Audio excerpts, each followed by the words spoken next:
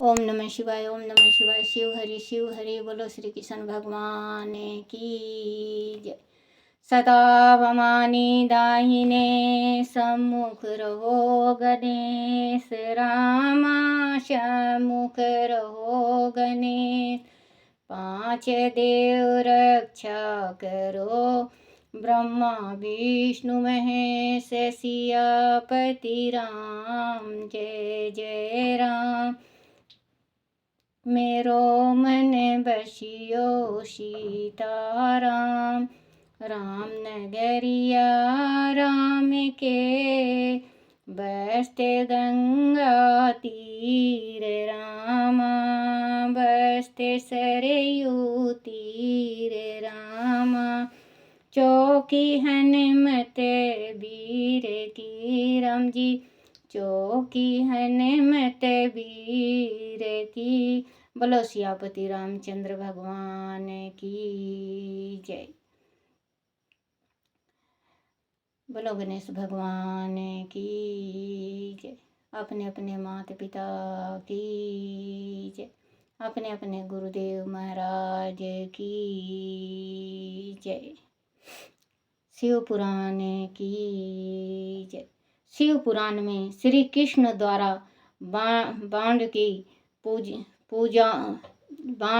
भुजाओं का काटा जाना, सिर काटने के लिए उघेत हुए श्री कृष्ण को शिव जी का रोकना और उन्हें समझाना, श्री कृष्ण का परिवार समेत द्वारका को लौट जाना, बाण का तांडव नृत्य द्वारा शिव को प्रसन्न करना, शिव द्वारा उसे अन्याय वरदानों के 7 महाकाल तत्वों की प्राप्ति।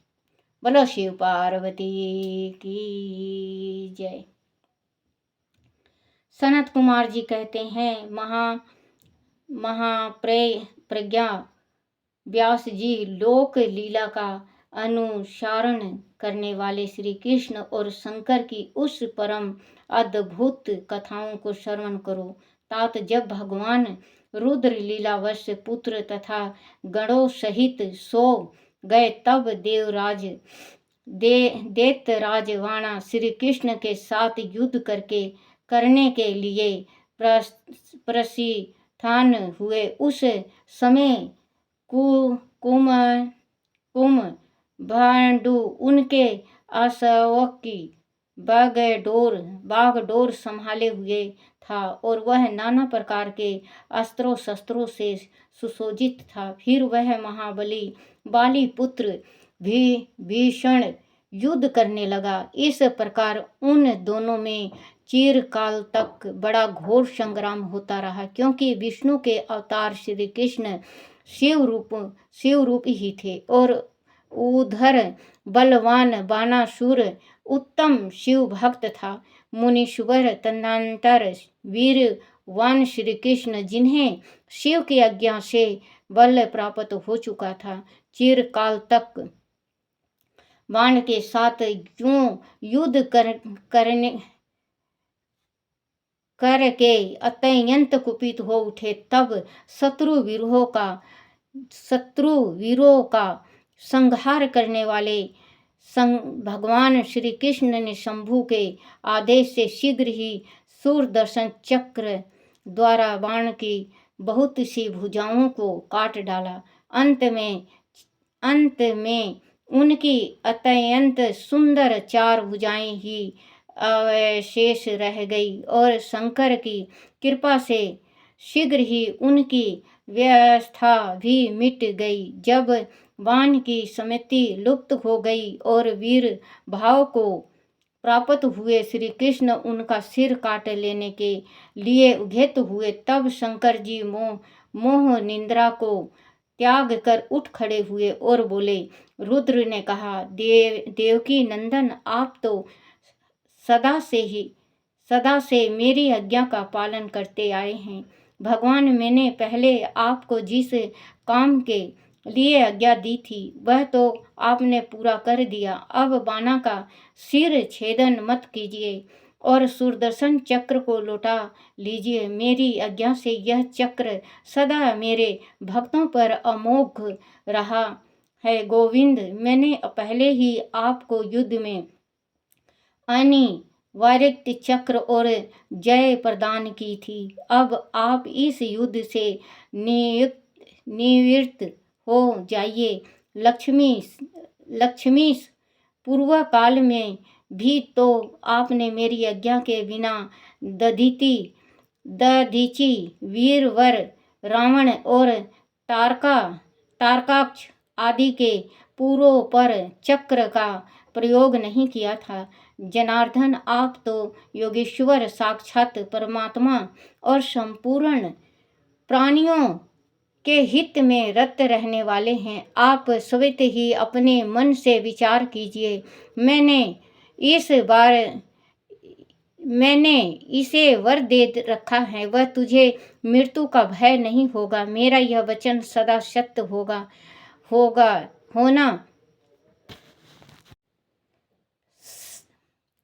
होना चाहिए। मैं आप पर परम प्रसन्न हूँ। हरे, बहुत दिन पूर्व यह गर्व से भरकर उत्तम हो उठा और अपने आप को भूल गया था। तब अपनी भुजाएं खुजलाता हुआ यह मेरे पास पहुंचा और बोला, मेरे साथ युद्ध कीजिए। तब मैंने इसे श्राप देते हुए कहा, थोड़े ही समय में तेरी भुजाओं का छेदन करने वाला आएगा, तब तेरा सारा गर्व गल जाएगा। वान की ओर देख कर कहा, मेरी ही आज्ञा से तेरी भुजाओं को काटने वाले यह श्री हरि आए हैं। फिर श्री कृष्ण से, अब आप युद्ध बंद कर दीजिए और वर वधू को साथ ले अपने घर को लौट जाइए। जो कहकर महेश्वर ने उन दोनों में मित्रता करा दी और उनकी आज्ञा ले वह पुत्र और गणों के साथ अपनी निवास स्थल को चले गए। सनत कुमार जी कहते हैं, मुनि शंभु का कथन सुनकर साक्षात शरीर वाले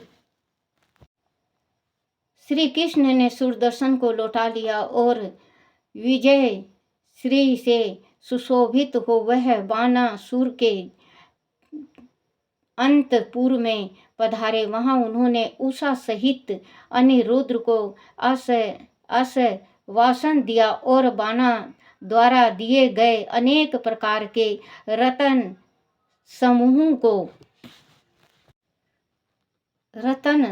को ग्रहण किया। उषा की सखी परम योगिनी चित्रलेखा को पाकर तो श्री कृष्ण को महान हर्ष हुआ।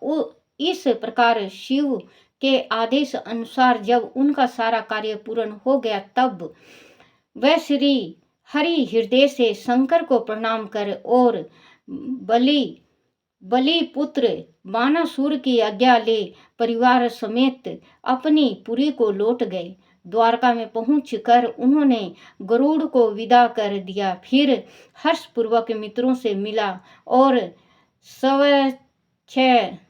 अनुसार आचरण करने लगे।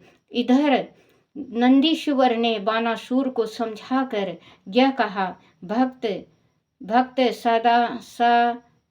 सरदुल, तुम बारंबार शिव जी का स्मरण करो, वह भक्तों पर अनुकृपा करने वाले हैं। अंत उन्हें आदि गुरु शंकर में मन समाहित करके नित्य उनका महोत्सव करो। तब देश रहित हुआ महामनस्वी बाना नंदी के कहने से धैर्य धारण करके तुरंत ही शिव स्थान को गया। वहां पहुंचकर उसने नाना प्रकार के स्तोत्रों द्वारा शिव जी की स्तुति की और उन्हें प्रणाम किया। फिर वह पदों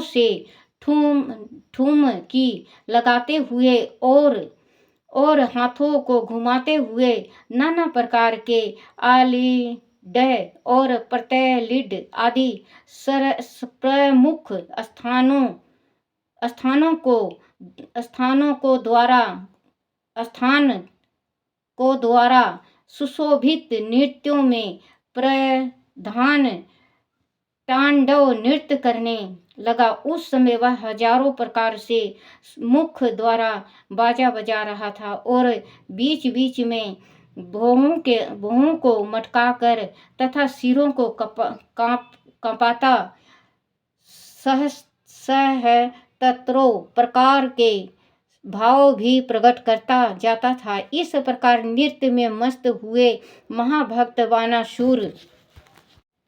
बच्चों, शिव जी जब रुष्ट हो गए बानासुर से, तो नंदीश्वर ने बानासुर को सही रास्ता दिखाया।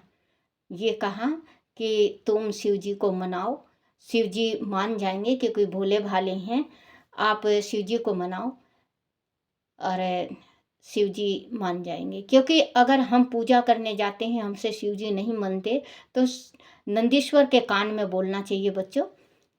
कान में बोलोगे तो शिव जी तक बहुत जल्दी बात जाएगा। तो ये नृत्य करने लगे, तांडव नृत्य करने लगे। तो भगवान कृपालु हैं, भगवान मान जाता था। इस प्रकार नृत्य में मस्त हुए महाभक्त बाणासुर ने महान नृत्य करके नमस्तक हो त्रिशूलधारी चंद्रशेखर भगवान रुद्र को प्रसन्न कर लिया। तब नाच गाना के प्रेमी भक्त उत्सल भगवान हर्षित होकर बाण से बोले। रुद्र ने कहा, बलि पुत्र प्यारे बाण, तेरे नृत्य से मैं संतुष्ट हो गया हूँ। अंत देवेंद्र, तेरे मन में जो अभिलाषा हो उसके अनुरूप वर मांग ले। सनत कुमार जी कहते हैं, मुनि शंभु की बात सुनकर दैत्यराज बाण ने इस प्रकार वर मांगा, मेरे घाव भर जाएं, बाहु युद्ध की क्षमता बनी रहे, मुझे अक्षय गणनायकता ततो प्राप्त हो। सोडितपुर में उषा पुत्र अथवा मेरे दोहत्री का राज हो। देवताओं से तथा विशेष करके विष्णु से मेरा बैर भाव मिट जाए। मुझ में सतोगुण और तमोगुण से युक्त दूषित दैत्य भाव का पुनः उदय न हो। मुझ में सदा निर्विकार शंभु भक्ति बनी रहे और शिव भक्तों पर मेरा स्नेह और समस्त प्राणियों पर दया भाव रहे। यह शंभु से वरदान मांग कर बलि पुत्र महिषासुर बाणा अंजलि बांधे रुद्र की स्तुति करने लगा। उस समय उनके नेत्र में प्रेम के आंसू छलक आए थे। तदनंतर जिसके सारे अंग प्रेम से प्रफुल्लित हो उठे थे, वह बाली नंदन बानासुर महेश्वर को प्रणाम करके मौन हो गए। अपने भक्त बाण की प्रार्थना सुनकर भगवान शंकर तुझे सब कुछ प्रदान हो जाएगा, यो कहकर वहीं अंतर्ध्यान हो गए। तब शंभु की कृपा से महाकाल तत्व को प्राप्त हुआ। रुद्र का अनुचार वाणा परमानंद में निमग्न हो गया। व्यास जी, इस प्रकार मैंने संपूर्ण भुवनों में नित्य क्रीड़ा करने वाले समस्त गुरुजनों के भी सतगुरु शूलपणि भगवान शंकर का बाण विषयक चरित्र तो परोमुत्तम है। कान ग्रीव मधुर वचनों द्वारा तुमसे वर्णन कर दिया। बोलो शिव पार्वती की जय, बोलो शिव पुराण की जय। ओम नमः शिवाय, ओम नमः शिवाय, ओम नमः शिवाय बाबा, ओम नमः शिवाय, ओम नमः शिवाय भोले, ओम नमः शिवाय, ओम नमः शिवाय शंभु, ओम नमः शिवाय, ओम नमः शिवाय, ओम नमः शिवाय, ओम नमः शिवाय शंकर ओम नमः शिवाय शिवाय नमो शिवाय नमो शिवाय नमो शिवाय नमो शिवाय नमो ओम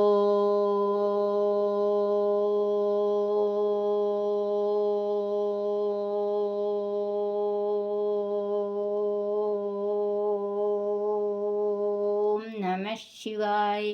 बोलो शिव पार्वती की जय। अपने अपने गुरुदेव महाराज की जय।